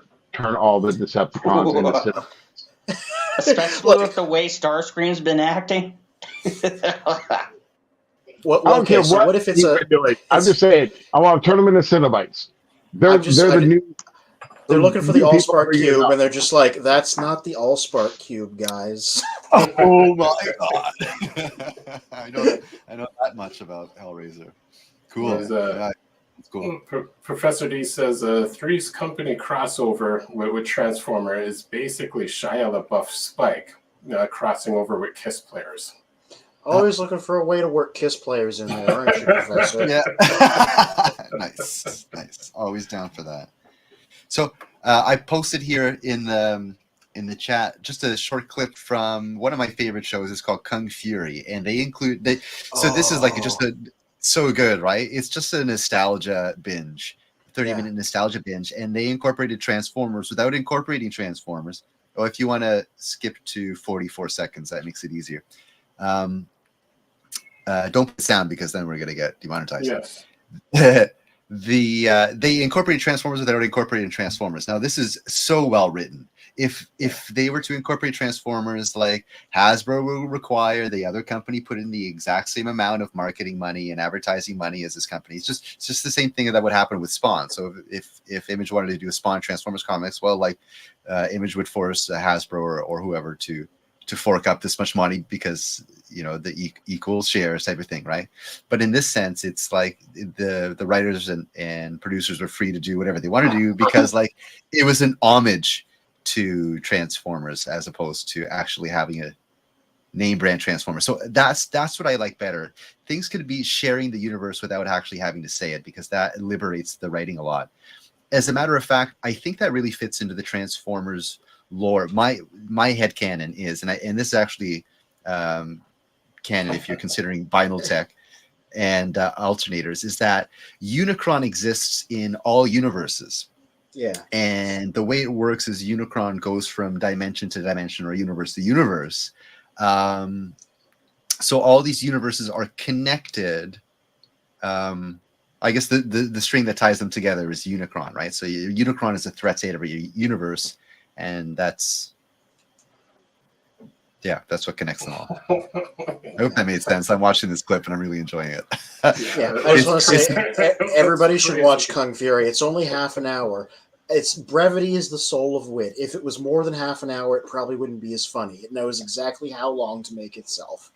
Yeah, so good. Yeah. Oh boy. Power Rangers would be cool too. That could easily happen. Hasbro currently owns both of them. That'd be horrible. I'd rather see the Thundercats. I think Thundercats, it'd be Thundercats. fun. But continue. Thundercats too, but like, geez, didn't you just say humans are no match? Like Thundercats are just little cats. What are you gonna do? Scratch them? If anything, That would be a late. Like, that's what I'm thinking. Like by them, I'd rather have Thundercats. I think the Power Rangers Voltron. would do better than regular humans against the Transformers. Yeah, exactly, because they're the kaiju. That's the whole point. Is like they're the same size type of thing. Yeah. Well, then go with Voltron. Voltron too. Any of those? What do you call those? Mega shows? Man. Mega Tokusatsu. Man. Tokusatsu. Mega Man. Okay, well, let's think of any other far, we've got 20 minutes. Let's think of any other far-fetched Transformer crossovers. I mean, Hasbro did present Transformers My Little Pony. And someone in their company must have thought that was far-fetched, but they both owned the license for that. So what other crossover would we think is completely far-fetched, but still The Titanic. Titanic. Well, that's public domain, so they don't even have to pay for it. Listen, it's that hidden iceberg. He gets close and he's like, fuck this. These humans are stupid. Transforms, kills them all in the transforming process. He says, I ain't fucking sinking. I'm going somewhere else. Peace. There is like a bootleg Titanic Transformer out there. I've seen it before, like a little dollar store one. So it's a thing. Cool. Mine that will never happen that I would absolutely love would be crossing it over with Metroid. The reason it's not going to happen is Nintendo is extremely protective of their IPs, and I don't think would want to play ball with another company. But set them in the same universe. She transforms into a little ball sometimes. Yeah, she faces some pretty serious foes, so that'd be pretty cool to see. Frequently takes down opponents much larger than her, Transformers sized. So Yeah. they could be Yeah, a good. that'd be cool. Yeah. Married with children. A lot of these are just, what if their car was a transformer? That's the only way I could think it would work. Kind of, yeah. Could you imagine Megatron as Al Bundy? Well, let's put it this way. Instead of just picking and choosing, what if Transformers was a thing and there was a Transformer in every TV show? They were just actors, like, yeah, right? So everybody had a car that was also a Transformer, and they would be a character in the sitcom. Instead of Brian the dog, you'd have a Cliff Jumper, the Volkswagen, or something like that. Yeah. So basically, pink, a better Simpsons kid. car transform. Then Magnum PI, his Ferrari would be Sideswipe. Yeah. Yeah, cool. Kit. I wanted to mention about that ring there, and I did bring up my whole Unicron theory, being Unicron being in a different dimension. Oh, also they did mention that in Rise of the Beasts as well, is that Unicron, they have to bring Unicron into this dimension. Right. Which goes along with my existing headcanon, which I love, is that this ring could be used by Unicron, and that could be the ultimate big baddie that we might be going to. I was doing some headcanon thinking today. It's like, how did they bring Unicron into this? And that wormhole. I'm thinking that too now that Sedum pointed out that it's a freaking space ring. It has a black hole. It has a singularity in the middle, which, in science fiction, those can do like whatever you want. So I still think Stargate would be great, because then you can have the aliens be the quintessons, like spirits or whatever, that are inhabiting their hosts. The Vok.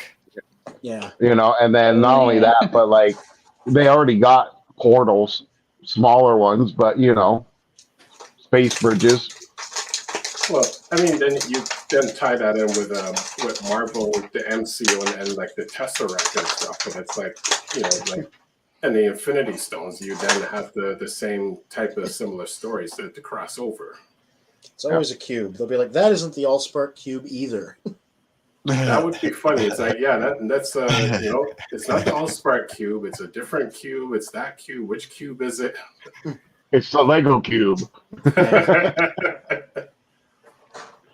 I want to jump back since we don't have much time left to the top of the episode. There was a question about military and not it being popular very much anymore. What's funny is like I was at my office today. I was just walking by. They leave CP24 running. This is the local news. Just you could read it instead of listening to it. So it was saying Russian state-backed hackers something. I forget what was hacked, but I don't know. Maybe Spin would know a little bit more about this. That like, how the heck is anybody going to figure out who hacked what unless they say, "Oh, I hacked it." Like you can't just say, "Oh, they hacked it." So for the news to be headlining Russian state-backed Russian hackers, that is propaganda to fuel a war against Russia, which is happening. Like West, we're funding the one side of this war, and Russia is the particular enemy, although we're not directly involved. So there is constant propaganda. This is not something that goes away or diminishes over time. It increases over time. It just changes forms. I mentioned movies being funded by the military. There's video games, which is probably has a bigger interest in the military because that's essentially a simulation of war. Yeah. And if you're seeing what's going on now, they're flying drones, and that's actually pretty popular in Ukraine right now. It's drone warfare, which is quite fascinating as to where it's going. Hideo Kojima from Metal Gear definitely predicted this, and I agree with Paul Eiding that Kojima is the master. So with Duke, I think it can be still glorified. Like I was mentioning before, there's no funding, so it's not really necessary. But there is still an element where the war and glorifying war against an enemy is status quo, and Duke might inevitably fall into that thing. Another example is Edward Snowden. Just vilifying a character without actually really considering what's actually happening there. Well, I mean, going with what you said, and I'll try to answer it quickly. There's a few angles that could happen. If a Canadian news source says, Russians did a cyber attack, it's either they're projecting a propaganda. Russia itself could have infiltrated the Canadian media and said that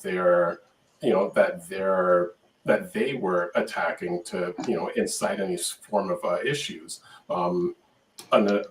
An ex-Russian spy from years ago, he did say that Russia keeps their news and media within Russia, but they're able to influence all the other, influence the news of everywhere else on the globe.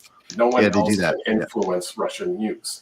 It's very interesting how Russia does that. Yeah, my friend I have a Russian friend, and his dad's in Moscow right now, and I hear about the stories on how, the dad, he calls my friend, and this is early in the Ukraine conflict, and I'm sure you've heard that they're getting all kinds of crazy propaganda, and if you speak out over there, you're just going to disappear. And so the dad was asking the son, he's like, don't you think what Putin's doing is right, type of thing? And he had to get explained to no, just think about what the heck is going on over here, because they don't get any outside opinions. And the way Russia influences, one way is they have RT News, which is something I used to be very interested into listening to, because it appealed to me as an adolescent type of thing, is a little bit radical, and it did question the Western narratives, which is not a bad idea. But the point was, it was Russian propaganda. Now, in terms of the hacker side of things, if it's not speculation, there are some hackers that will promote that they are behind. Yeah, Aubrey Cottle there, fucking. So he is the guy that hacked Give Send Go, and he's like, I did it on Instagram. Yeah, he's going to court for that. So it's never a smart idea to admit to such things unless you're protected internationally or something like that. Or for example, there was that Las Vegas hack. There was that social engineered hack where they hacked the MGM Grand or whatever, and they're like, yeah, we did it. You're going to give us this much money. Or actually, they didn't ask for money. They just admitted to doing it, but they particularly do it for ransom. Well, I guess and then tying it back into what you said initially, really, is Hasbro or the comic books that are focusing on a GI Joe, are they really just focusing for our generation? Because I mean, children really have no interest or acknowledgement of the war armies, being drafted and so forth. Yeah, and definitely they don't have interest in Escape from New York references, a movie from 1981. So I think it's definitely nostalgia appeal there. Yeah, the Hama Escape comic, like from I said, it's LA. still going, right? So that's obviously aimed at the people that have been reading it since the 80s, because it's still out there. It's still going. Let's face it, they follow the money, and that's the adults right now. No, yeah, following the money is a big part of it. Like I think in the lighter notes of issue 4, someone had asked the writers, "Are you going to include any other characters, or are you going to make any fresh characters?" And they're like, "No, we're just going to stick to the main ones." And I think that's a little bit because they've been given the guidance by Hasbro to just stick to the figures that they're planning on selling. Don't start making new stuff because we want to market the characters we do have. So yeah, to some degree, it's money, but we are seeing more things like this. Skybound is definitely very promising. The writing is really done. It done well from the heart. So that's changing. But when you're talking movies and you're only looking at the GI Joe movies being funded by the U.S. military, of course, that's going to be disappointing.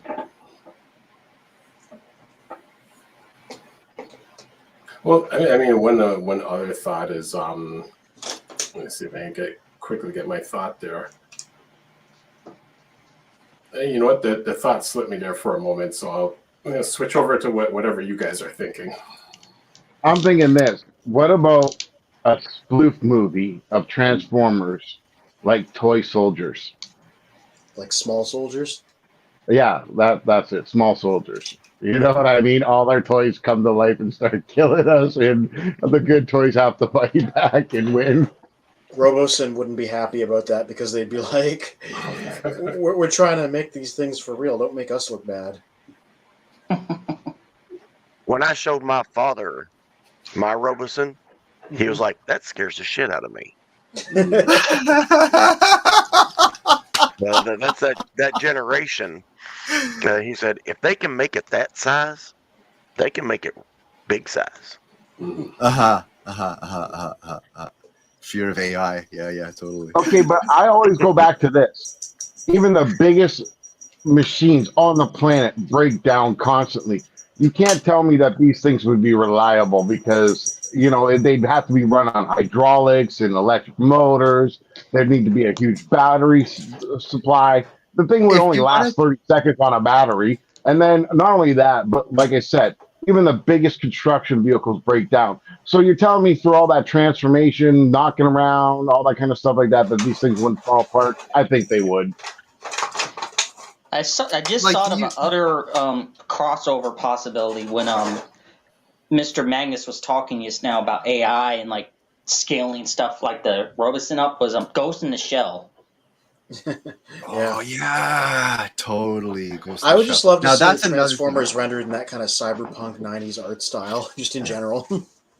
Very much based in realism. So if you want to talk about a science fiction that it's really out there, but it's based in reality, it's Ghost in the Shell. The writer put a whole bunch of footnotes on each page referencing why this exists in this universe. It's insane. There isn't a comic that exists that's so detailed. Shiro Masamune. Yeah, absolute genius. Yeah, Charlie C. mentioned machines are repairing machines, which is true. There's so in the Transformers comic, where Prime rips off his arm, that's a homage to a Gundam 8th MS Team episode. And if you look up on YouTube, it's the greatest anime. It's the greatest mech fight ever. Is it the scene where he fights the Goth? The blue blue Zaku? Yeah. I actually haven't watched the show. That's only the clip that I've actually seen. But that, I've without even knowing that, I've seen that clip a million times. But anyway, so yeah, that arm being ripped off, that's taken from that Gundam scene. So Gundam also would be a cool crossover. Also, speaking of using his that kind of reminds me of how since Siege we had the weaponizer, modulators, fossilizers, junkions, and now the armorizers. That whole using parts of other bots made me think of that. That was the last little thing on my notes I hadn't mentioned was that. Yeah, totally. There's a lot of cannibalizing happening in the last episode. So they cannibalized yes. Skywarp, they cannibalized Megatron. And cannibalizing is actually like a collecting term. Is like when you have what Mr. Magnus did with his G1 Megatron. He just grabbed a couple of G1 Megatrons, and what do? You cannibalize it, and that's an understood term. Just like trannies if you're in the UK. Well, there's which version Michael Bay movie where this happens, and there's a scene where I believe it's either the Constructicons or a bunch of robots basically cannibalized one of their own team members to repair someone else. Yeah, it's in Revenge of the Fallen when they're reviving Megatron on the ocean floor. Yeah, right. They used his parts. So also expect to see more humans in the Transformers comics. Hey, if they're all written this well, I don't mind. You know what I mean? Yeah, totally. Oh, I wanted to see so Marissa Fairborn's father in the G1 season 3 episode is old Duke or right from G.I. Joe. So it'd be interesting to see like a young Marissa in these new Skybound comics. Yeah, does he have a kid? We don't know enough about Duke yet to say. Maybe he's got a kid somewhere. I would love to. That would be awesome. That'd be awesome. Yeah, I wouldn't mind that. Like, I'm mainly familiar with Marissa Fairborn from her depiction in Forged to Fight. She's basically the human character, POV character that basically you speak through to interact with the Transformers, and you're the commander. Well, I don't know, man. All I know is this: I ain't got no kids. We know that. You got your kitty. My last name is kitty. No, my last name is Kitty's your baby. Okay, I get it. Yes, so you've read the comics then, have you? Because it's for you. What? It's about you. These comics about you. You've read them. No. But they got your name on them. It was written by you. There's a university. There's a university with my name on it. I don't claim it as mine. So another interesting thing that I like about crossing over is that Transformers crosses over with its own properties. Like in Rise of the Beast had a lot of references to the '86 movie, and when Cliffjumper mentions that Starscream killed his clan, that I felt that carries over his vendetta against Starscream killing Prime, Starscream killing Cliffjumper and Transformers Prime. Yeah. So those kind of crossovers I like those again. Meta, I think it's meta is the term, meta crossover. Yeah, I'm just going to use that word for everything from now on. Meta everything. What kind of salads do you want to do? Make it meta, please. Zuckerberg has entered the chat. Meta? Are we talking about my social media? No. Not today. Okay, I'll buy you. Get out of here, Zuck. It's tough not to look at Megatron frozen on the ice in that issue and not think it's not remember the 2007 movie. That was probably intentional. Oh yeah, actually yeah. Now that it didn't occur to me. I was trying to think what that reminded me of. All I could think of was Jetfire, because Jetfire was also found in the ice there in the season 1 episodes. But yeah, now that you remind me, yeah, definitely that's where they got that from. Megatron found it. And also, being stuck in the ice was a big deal in the G.I. Joe animated movie, because there was lots of parts where the characters are stuck in the ice, and I think Cobra Commander turning, so it's almost like could be reverse. Cobra Commander's in power, and Megatron's the one being, changed against his will. I think that's a little bit. I think that's just a little bit of a trope from the carried over like the Iceman and the. Well, your mic broke up there for a moment. For a second. Oh, sorry. Soundwave. Let's get Blaster in here. The huge man who's going to save the show. Just heard an electric fart. I heard that too. Thanks, Blaster. Blaster needs to stop eating those Cybertronian burritos. Courtesy of his More energy electro drink. scrambler. It was his EMG. It was his EMG defense. I forgot what I was talking about. We should wrap it up anyway. It's already almost Yeah, it's 10 3 o'clock. till 10. Mm-hmm. Yeah, so it was Wow. that. That's what. Oh, sorry. Go ahead, Decepticon, before we start wrapping up. Okay, I have a couple more things. Let me finish them off. Jazz, only one tune. That was an awesome panel. Let's go, Yeah. Scatman Crothers. The writing is excellent. Like, I swear, the writing, the intonation, the voices are spot on. Like, I'm hearing Yeah. the voices like spot on in my head as I'm reading that stuff. Yeah, we already mentioned cannibalizing. Spike talking Optimus Prime, which is an interesting scene. Okay, Freakenstein in there if you want to really roll us out. And Mr. Magnus has been here the whole time. I guess he doesn't have work for 4 in the morning. It's not 9 o'clock yet. I've got 2 more minutes. I always forget your time zone's different. Well, yeah, so since we have 2 minutes left, so we will wrap this up. So again, everyone watching will like the video, subscribe, share it to your friends. Thank you to all of you guys who came by. Thank you for everyone in the chat. And next week we have Aaron AJ Ard, Guinness World Record holder of over 5,000 Transformer items. I have many questions. Remember Skywarp? He was taken from us too soon. Yeah, RIP to a real one. Cannibalized for parks. Over to you, Fair Courage. What do you have coming up in the reviews for this week? Oh boy. Okay, so maybe this will wait until Tuesday because I got a little carried away, but I did my photography of my big, detailed, complicated, wonderful Metroid Dread Samus Figma. Spent all day today taking pictures. I still got to finish writing the damn thing. It's almost done, so maybe this will be a Tuesday review instead of a Monday review.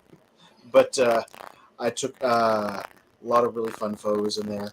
I'm going to get it from the perspective of a Transformers collector, basically.